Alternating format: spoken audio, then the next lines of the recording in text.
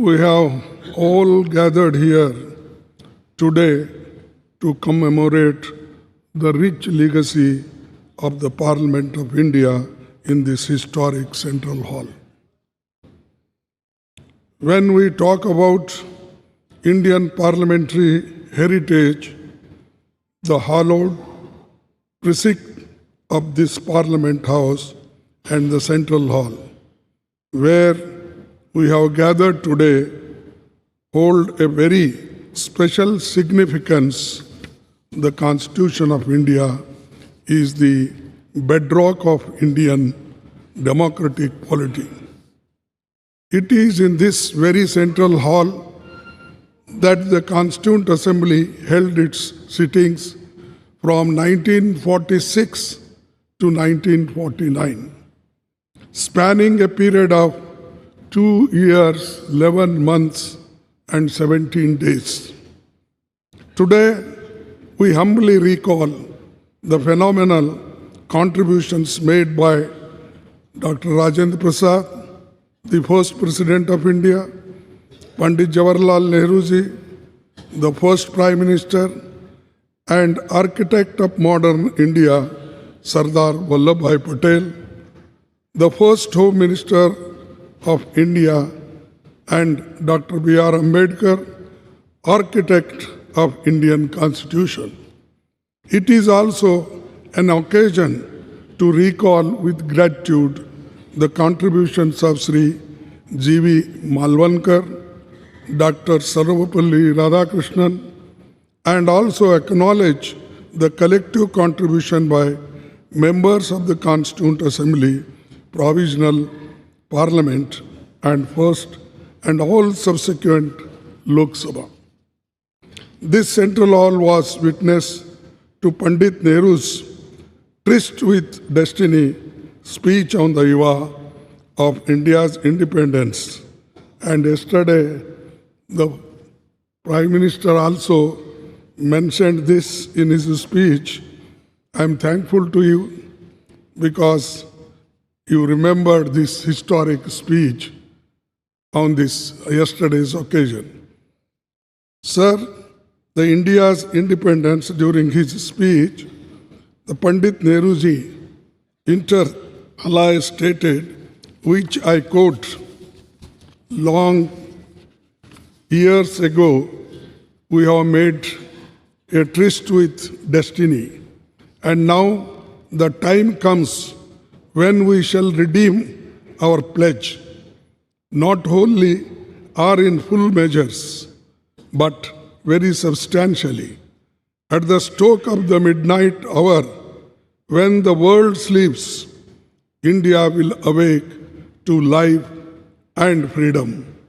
A moment comes, which comes but rarely in history, when we step out from the old to new, when an age ends, and when the soul of the nation, long suppressed, finds utterances.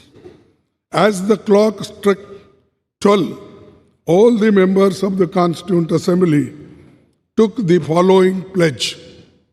At this solemn moment, when the people of India, through suffering and sacrifices, have secured freedom, I, a member of the Constituent Assembly, do dedicate myself in all humility to the service of India and her people, to the end that this ancient land attain her rightful and honored place in the world, and make her full and willing contribution to the promotion of the world peace and the welfare of the mankind.